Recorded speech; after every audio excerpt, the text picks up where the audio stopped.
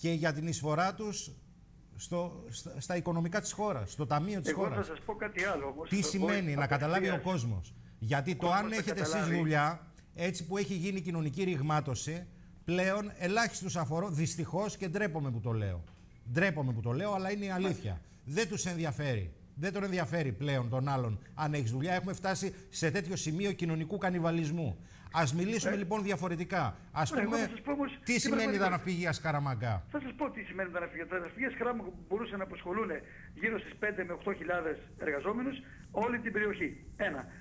Αν δεν υπήρχαν οι απαγορεύσεις από την Ευρωπαϊκή Ένωση που να μην επιτρέπει το εμπορικό τμήμα να λειτουργήσει, να μην επιτρέπει πολεμικά σκάφη τρίτων χωρών και να περιορίζει το ναυπηγείο Σκαραμαγκά μόνο σε πλοία του πολεμικού ναυτικού του ελληνικού. Αυτό λοιπόν είναι θέμα που θα το δώσει η ελληνική πολιτεία και όχι εμείς. Να σας ρωτήσω κάτι. Είμαστε ανταγωνιστικοί, κύριε Καρακίτσο? Σας είπα, ανταγωνιστικοί μόνο με το πολεμικό ναυτικό μας αυτή τη στιγμή. Διότι το ναυπηγείο δεν επιτρέπει οι δεξαμενές να λειτουργήσουν, δεν επιτρέπει να κάνει επισκευές, κατασκευές πλοίων εμπορικών αλλά και πολεμικών τρίτων χωρών. Γιατί δεν το επιτρέπει? Για το πρόστιμο με την Ευρωπαϊκή Ένωση. Πριν χρόνια το παραδέχτηκε ο Ταβουλάρης ότι αυτός έκανε την καταγγελία από το πρόεδρο του ναυπηγείου Ελευσίνος και πληρώνουμε τώρα αυτή την αμαρτία για παράνομες επιδοτήσεις. Καλώς ή κακώς είχαν γίνει τότε κάποιες παράνομες επιδοτήσεις, δεν φρόντιζε η ελληνική πολιτεία να δώσει λύση. Και αποτέλεσμα την πληρώνουν εργαζόμενοι. Αυτή είναι η αλήθεια. Όμως, να σας πω και ένα άλλο. Αυτή τη στιγμή ο ελληνικός δήμος πλήρωσε 2 δις 300 εκατομμύρια για τα υποβρύχια, τα οποία σαπίζουν μέσα στο Σκαραμαγκά. Είναι σχεδόν έτοιμα, από 90% και πάνω είναι όλα, και τα 4, και δεν βρίσκεται λύση μεταξύ πολιτείας και εργοδοσίας για να προχωρήσει να παροδεί το έργο, το οποίο το χρυσοπληρώσαμε. Αυτή είναι η αλήθεια. Το έργο έχει πληρωθεί? Σας είπα προκαταβολικά το 85%. Μάλιστα. Τα πήρανε οι ιδιοκτήτες. Και παραδούσαν μόνο τον Παπα-Νικολή. Είναι Ματρόζας, Πιτίνος, Κατσόνης, Ωκεανός, 4 υποβρύχια σχεδόν έτοιμα και δεν έχω παραδείσει το πολεμικό ναυτικό. Πόσο καιρό είναι έτοιμα, κύριε Πρόεδρε? Κοιτάξτε, είναι, σας είπα, το πρώτο είναι 95% έτοιμο, το δεύτερο είναι 90% και τα άλλα 2 από 85%. Ποιος φταίει που δεν έχουν παραδοθεί αυτά? Φταίει η εργοδοσία και το πολεμικό ναυτικό και η σύμβαση που έχει υπογραφεί και δεν υλοποιείται. Αυτό φταίει. Μάλιστα. Τι μπορεί να φτιάξει, κύριε Καρακίτσο, τα ναυπηγεία Σκαραμαγκά, τι μπορούν να κατασκευάσουν? Πράγματα τα οποία είναι χελιοποιημένα. Αυτή τη στιγμή, αν δεν πάρθει πολιτική απόφαση, δεν πρόκειται να λυθεί το πρόβλημα. Τι σημαίνει μία μέρα εργασίας για ένα εργαζόμενο? Ο άνθρωπος αυτός είναι άνεργος ή θεωρείται εργαζόμενος ή άνεργος? Ακούστε κάτι. Η εταιρεία λοιπόν εξήγηλε πριν 13 μήνες, μια μέρα. Όμως ούτε τη μια μέρα πλήρωσε, ούτε το προσωπικό ασφαλείας γύρω στα 25 άτομα σε κάθε βάρδια, 50-60 την ημέρα, δουλεύουν εδώ και ένα χρόνο, δεν πληρωθήκανε. Η εταιρεία λοιπόν στις μηνύσεις που έχουμε κάνει εμείς και σε όλες τις δημόσιες τοποθετήσεις λέει ξεκάθαρα ότι εμείς αν δεν πάρουμε από το πολεμικό ναυτικό δεν πρόκειται να δώσουμε 1 ευρώ.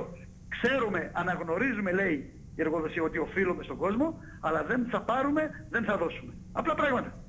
Μάλιστα. Γι' αυτό σας είπα είναι πολιτική η λύση. Μάλιστα. Η είδηση λοιπόν λέει ότι η πλευρά του Υπουργείου ανέβασε την προσφορά από τα 75... Στα 100. Τα ακούμε και εμείς από τα δημοσιεύματα. Στα 100. Ακούστε κάτι, ζητήσαμε επίσημη ενημέρωση από την Υπουργό Άμυνας, λόγω που θα φύγει στη Ρωσία αύριο ο κύριος Παναγιωτόπουλος, μας είπε τέλος εβδομάδος. Όμως δεν είναι θέμα μόνο άμυνας. Οι εργαζόμενοι, και θέλω αυτό να το, αν κάνετε μου τη χώρα, το τονίσετε. Εργαζόμενοι όλοι, την Πέμπτη, ώρα 9, πορεία διαμαρτυρίας από την πλατεία Κλαθμόνος στο Υπουργείο Οικονομικών και Ανάπτυξης, να δούμε τον κύριο Χατζηδάκη να μας απαντήσει τι ακριβώς συμβαίνει με τον ναυπηγείο. Μάλιστα. Κύριε Πρόεδρε, σας ευχαριστούμε πολύ. Και εγώ ευχαριστώ πάρα πολύ. Καλή εβδομάδα. Πουλιούνται όλα. Όλα πουλιούνται, όλα πρέπει να απαξιωθούν για να ξεπουληθούν. Μπήρε παρά, όπως λέει ο κόσμος. Και για να γίνει τι τελικά? Για να ρίξουμε μια ματιά να δούμε ποιο είναι το πλάνο. Διαβάζουμε λοιπόν στο ρεπορτάζ του Zoopla.gr, διαβάζουμε ότι τα πράγματα είναι απλά. Δεν χρειάζεται δηλαδή πάρα πολύ βαθιές γνώσεις. Πέφτουν προς τα μάτια μας. Αν μπορούμε να επικοινωνήσουμε με την Ανίτα Τριανταφυλλοπούλου, μέχρι τότε να σας δώσουμε λοιπόν την είδηση. Όσον αφορά την Κύπρο, Υπάρχει ένα ενδιαφέρον επενδυτικό στην Κύπρο. Προσέξτε όμως σε τι επίπεδο επενδυτικό ενδιαφέρον. Υπάρχει ενδιαφέρον στο επίπεδο των καζίνο και των θεματικών πάρκων. Ξέρετε, τύπου Disneyland, τύπου διαφόρων ψυχαγωγικών, εντός εισαγωγικών, αμερικανικού τύπου ας πούμε, τα οποία λέει υπάρχουν κάποιες εταιρείες οι οποίες ενδιαφέρονται, έχουν κάνει έρευνα αγοράς και ψάχνουν χώρους για να σηκώσουν καζίνο και τέτοια πάρκα, θεματικά λέει. Αυτή είναι η ανάπτυξη. Αυτή είναι η ανάπτυξη για την οποία προορίζεται και η Ελλάδα και η Κύπρος.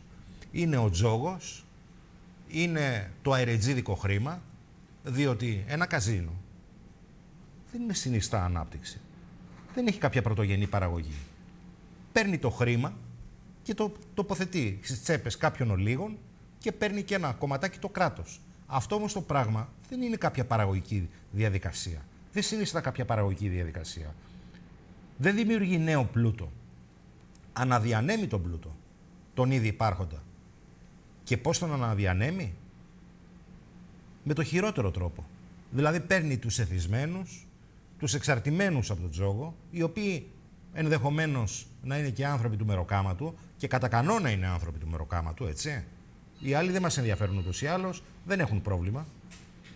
Και το τοποθετεί στις τσέπες των καζίναρχων και παίρνει και το κάτι τι στο κράτος. Και αυτό το πράγμα το ονομάζουν ανάπτυξη. Αυτό λοιπόν λέγεται ανάπτυξη. Αυτές οι εταιρείες παρέχουν τις ίδιες υπηρεσίες στη Γαλλία, Ελβετία και Ισπανία. Έχουμε στη τηλεφωνική μας γραμμή την οικονομική μας συντάκτη, την κυρία Ανίτα Τριανταφυλοπούλου. Ανίτα, καλή σου μέρα και καλή εβδομάδα. Επίσης, καλή εβδομάδα και καλή μέρα σε όλους. Για να σε βάλω λίγο στο κλίμα, Ανίτα, πριν από λίγο συζητούσαμε με τον κύριο Καρακίτσο, με τον πρόεδρο των Ναυπηγείων Σκαραμαγκά, τον πρόεδρο εργαζομένων των Ναυπηγείων Σκαραμαγκά, και τώρα συζητάμε για ένα θέμα το οποίο βρίσκεται στην ίδια σφαίρα αντικειμένου, για το ενδιαφέρον που υπάρχει για την ανάπτυξη που προϊονίζουν για την Κύπρο και πολύ πιθανό και για την Ελλάδα, μάλλον για εκεί πάει το πράγμα, ότι υπάρχει, λέει, επενδυτικό ενδιαφέρον όσον αφορά καζίνο και διάφορα ψυχαγωγικά, βάλε όσα εισαγωγικά θέλεις εσύ, ψυχαγωγικά πάρκα. Ναι. Είναι ανάπτυξη, αυτό συνιστά ανάπτυξη, Ανίτα Τριανταφυλοπούλου. Εμείς είμαστε αδαείς. Αλλά κάτι μέσα μας λέει ότι δεν έχει να κάνει με ανάπτυξη αυτό το πράγμα. Εξαρτάται από τον τρόπο που θα το χρησιμοποιήσει κανείς. Ας πούμε το Μακάο που έχει καζίνο έχει μια άλλη εικόνα. Ναι. Το Μοντε Κάρλο επίσης που έχει καζίνο έχει μια τελώς διαφορετική εικόνα. Το Μοντε Κάρλο όμως θα ήταν Μοντε Κάρλο και χωρίς το καζίνο, νομίζω. Όχι, είναι τα έσοδα πώς. Είναι πολύ σημαντικά τα έσοδα για το είναι κράτος. τα έσοδα. Βέβαια. Εάν τα έσοδα πήγαιναν στο κράτος, οκ. Πόσο της εκατό από τα έσοδα ενός καζίνου πάνε στο κράτος? Εξαρτάται από τη συμφωνία που κάνει κανείς με τον ιδιώτη επενδυτή. Το θέμα είναι ότι αυτό συνιστά πρωτογενή παραγωγή ή κάνει κάποια ανακατανομή? Ναι, κοιτάξτε, η ψυχαγωγία είναι μια παραγωγική δραστηριότητα. Ας πούμε, το ότι υψηλής επισκεψιμότητας νησί που είναι η Σαντορίνη και προσφέρει ψυχαγωγία καθαρά. Τι προσφέρει η Σαντορίνη? Ναι, είναι μια μορφή σε παραγωγική οικονομική δραστηριότητα. Μάλιστα. Άρα δηλαδή ελπίζουμε στους τουρίστες, στους ξένους οι οποίοι θα έρθουν και θα αφήσουν τα χρήματα ή όχι? Εξαρτάται. Καταρχήν δεν γνωρίζω το σχέδιο που συζητήσατε και δεν γνωρίζω ποια εταιρεία ενδιαφέρεται και για ποιο κομμάτι, ας πούμε. Είναι η Santa Maria Group, λέει. Ναι, η οποία ενδιαφέρεται για ποιο σημείο ακριβώς?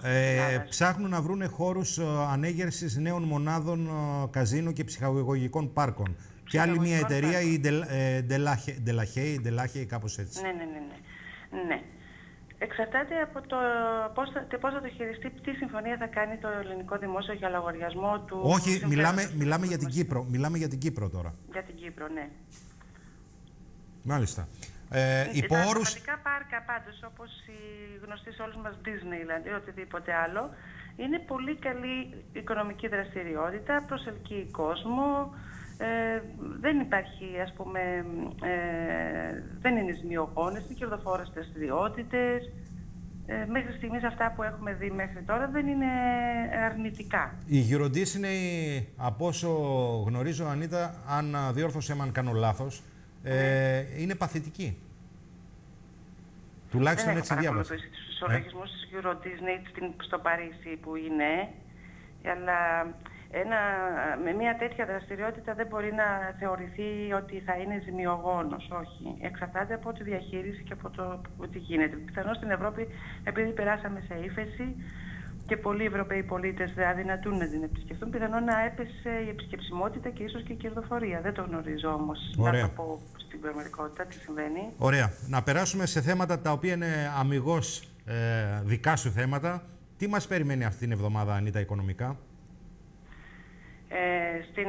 Στην Ελλάδα, καταρχήν στην Αθήνα, έχουμε τις αυξήσεις συμμετοχικών κεφαλαίων στις τράπεζες, οι οποίες θα κυριαρχήσουν και πάλι στην χρηματιστηριακή αγορά. Δεν μπορώ να πω κάτι, δεν μπορώ να διατυπώσω κάποια εκτίμηση για τα αποτελέσματα της επίσκεψης Σαμαρά στην Κίνα. Τι θα μας φέρει ο κύριος Σαμαράς, τι εκτιμάς? Εγώ προσωπικά δεν τους εμπιστεύομαι τους Κινέζους. Όταν οι Κινέζοι θέλουν να αγοράσουν από την Ελλάδα προϊόντα, θέλουν να αγοράσουν κρασί στα 0,30 cents του ευρώ. Στα πάντα και θα σας λύσουμε όλα τα προβλήματα. Αυτό λίγο μου θυμίζει κάτσε να σε βιάσω και να σου πάρω και ένα ζευγάρι παπούτσια. Δηλαδή... Όπως το λες είναι, Παύλο, είναι πάρα πολύ σκληρή και ρεαλιστική η παραβολή που έκανες. Θα σου πάρω μια καφετιέρα, ας πούμε, ξέρω εγώ, στέκει αυτό το πράγμα. Χαίρομαι πολύ, άμα τους δώσουμε όλη τη χώρα, εννοείται ότι... Δηλαδή, τι είναι αυτό το πράγμα, είναι επένδυση αυτό το πράγμα, είναι επενδυτική λογική αυτό? Όχι, είναι ληστρική επιδρομή. Είναι ληστρική επιδρομή. Εν πάση περιπτώσει, εδώ θα πρέπει να περάσουμε σε άλλες σφαίρες συμφωνίες, οι οποίες δεν περνάνε από το χέρι ούτε της ελληνικής κυβέρνησης, διότι αφορά στην Ευρώπη, στην Αμερική και στην Κίνα και στο μοίρασμα του επόμενου κόσμου. Εάν δηλαδή η Ευρώπη συμφωνεί να μπουν οι Κινέζοι, προφανώς θα έχει κάποιο αντάλλαγμα συμφωνήσει μαζί τους. Εάν δεν συμφωνεί, νομίζω πως δεν θα γίνει και εξαρτάται από την επιρροή που έχει ή τη δύναμη που έχει σε σχέση με την Αμερική. Αυτή τη στιγμή το παιχνίδι μοιράζεται εμπορικά για τις επόμενες γενιές. Είναι πολύ μεγάλα θέματα αυτά για να μπορούμε να τα συζητήσουμε με ακρίβεια και ρεαλισμό, δηλαδή με στοιχεία. Η απορία βέβαια που έρχεται στο μυαλό όλων είναι αν η κυβέρνηση αυτή νομιμοποιείται να προβαίνει σε αποφάσεις οι οποίες, όπως είπες πολύ σωστά, αφορούν τις μελλοντικές γενιές. Αφενός μεν ούτε στο προεκλογικό της πρόγραμμα ήταν τέτοια πράγματα και αφετέρου δεν έχει αυτή τη στιγμή την κοινωνική στήριξη να προβαίνει σε τέτοιες ενέργειες, σε τέτοια deal. Έχει την κοινωνική ανοχή όμως. Έχει την κοινωνική ανοχή, γιατί οι σωστά. άνθρωποι πια τους αφαιρέθηκαν τα μέσα, δεν έχουν πια τη δύναμη, την ψυχολογική και την ηλικία, αν θέλετε, να κάνουν κάτι. Είμαστε μια χώρα ανοχή. Έχει την ανοχή την κοινωνική. Αυτό είναι σαφές. Ναι. Φαίνεται, δεν φαίνεται? Ναι, είμαστε χώρα ανοχής, ναι. Ανίτα. Θέλω να δούμε μια κάρτα μαζί και να μου πεις τη γνώμη σου, αν έχεις την καλοσύνη. Ας δούμε λίγο την κάρτα. Δεν ξέρω αν έχεις εικόνα. Δεν έχω οπτική εικόνα. Δεν έχεις εικόνα. Λοιπόν, είναι μια κάρτα, Ανίτα, είναι ένα ιστόγραμμα το οποίο παρουσιάζει το ακαθάριστο ισοζύγιο πρωτογενούς εισοδήματος εταιριών σε σχέση με τις ακαθάριστες αποδοχές. Αφορά το 2013. Δηλαδή είναι το ακαθάριστο ισοζύγιο πρωτογενούς εισοδήματος, επαναλαμβάνω επειδή δεν έχεις εικόνα, προς τις ακαθάριστες αποδοχές. Εδώ λοιπόν βλέπουμε ότι... Είναι προϋπολογισμός από ποιος τον έχει εκδώσει? Είναι Make Database από την Ευρωπαϊκή Ένωση. Μάλιστα. Λοιπόν, εδώ λοιπόν εμφανίζονται οι εταιρείες. Ο λόγος αυτός ήταν στην Ελλάδα στο 1 και αυτή τη στιγμή έχει πάει στο 2 σε απόλυτα νούμερα. Που σημαίνει αυτό ότι τα χρήματα που βγάζουν οι εταιρείες, ειδικά οι ελληνικές, έχουν διπλασιαστεί παρά την κρίση. Ναι, έχουν διπλασιαστεί γιατί κάνανε διαγραφή παγίων δαπανών. Μάλιστα. Και μη επαναλαμβανόμενων δαπανών με τις απολύσεις. Ναι. Όταν κάποιος απολύει το μισό του προσωπικό... Μισό λεπτάκι, γιατί μόλις άνοιξα το διάγραμμα, έχει να το δω. Ναι, ναι, αν έχεις την καλοσύνη. Ναι, αλλά είναι λίγο δύσκολο να το δω, πρέπει να το κάνω μεγαλύτερο. Ναι. Λοιπόν, συνεχίζω, αφορά στο ότι μείωσαν τις δαπάνες τους με τις απολύσεις, μείωσαν τις δαπάνες τους δεύτερον με τις μειώσεις των αποδοχών. Και όσοι δεν γνωρίζετε, να το μάθετε. Στις αποικίες, τουλάχιστον οι Βρετανοί, οι Γάλλοι όχι τόσο, οι Βρετανοί κυρίως, οι οποίοι ήταν παλιές σουλτάνες στο κουρμπέτι, είχαν την εξής σοφία. Σε κάθε μέρος, σε κάθε σημείο του πλανήτη που κατήχαν, εφάρμοζαν και μία διαφορετική πολιτική. Είχαν ένα κυβερνήτη και είχαν μία διαφορετική πολιτική. Αυτό γιατί? Γιατί ήταν ευφυείς ανέκαθεν οι Βρετανοί όπως και οι Τούρκοι. Στην εξωτερική τους πολιτική είναι εκπληκτική, δεν το συζητάμε. Είχαν λοιπόν την σοφία και την κουλτούρα να εφαρμόζουν διαφορετικό διοικητικό σύστημα, να έχουν διαφορετικό διοικητικό σύστημα από αποικία σε αποικία. Σεβόμενοι, όχι ακριβώς σεβόμενοι, εντός εισαγωγικών σεβόμενοι, τις ιδιαιτερότητες του κάθε λαού, την κουλτούρα του, τη θρησκεία του, τον τρόπο σκέψης του. Αυτά στις αποικίες. Βέβαια δεν το κάναν από σεβασμό. Το κάναν γιατί δεν ήθελαν να έχουν εξεγέρσεις. Πολύ απλά. Αυτά λοιπόν στις αποικίες. Όταν λέμε λοιπόν ότι η Ελλάδα αυτή τη στιγμή αποτελεί αποικία, νομίζω ότι την υπερτιμάμε πάρα πολύ. Δεν είναι καν αποικία. Διότι εμείς εδώ στη χώρα μας δεν έχουμε καν αυτό. Δηλαδή έχουμε μία de facto απ' έξω από την Ευρώπη απόφαση για το τι θα γίνει στη χώρα μας.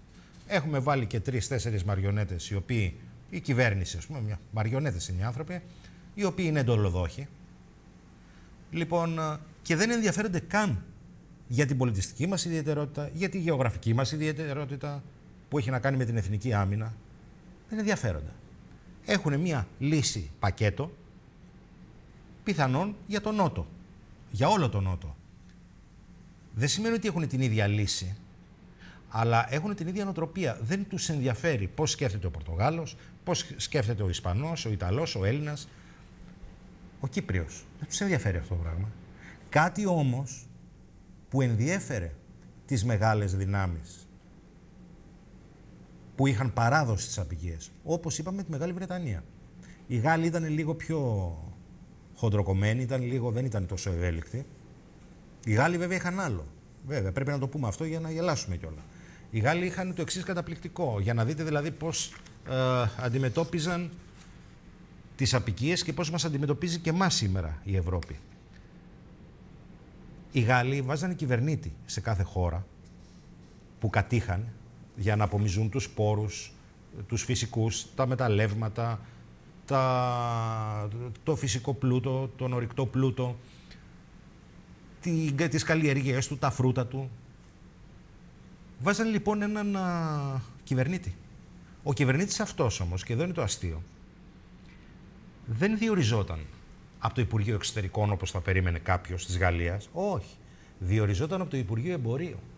Δηλαδή, για να καταλάβετε πώς αντιμετώπιζαν τις αποικίες τους την εποχή εκείνη. Όπως ακριβώς αντιμετωπίζουν και την Ελλάδα σήμερα. Το Υπουργείο Εμπορίου της Γαλλίας εξέλεγε και επέλεγε και διόριζε το διοικητή, τον κυβερνήτη κάθε χώρας αποικίας. Ακριβώς όπως και στην Ελλάδα. Ακριβώς το ίδιο πράγμα. Και ακόμα χειρότερα σας είπα ότι εδώ δεν τους ενδιαφέρει καν πώς είμαστε ως Έλληνες. Να πάψουμε λοιπόν να λέμε ότι αποτελούμε αποικία, γιατί δεν αποτελούμε καν αποικία. Πάμε σε ένα μικρό διάλειμμα και σε 3 λεπτά θα είμαστε μαζί.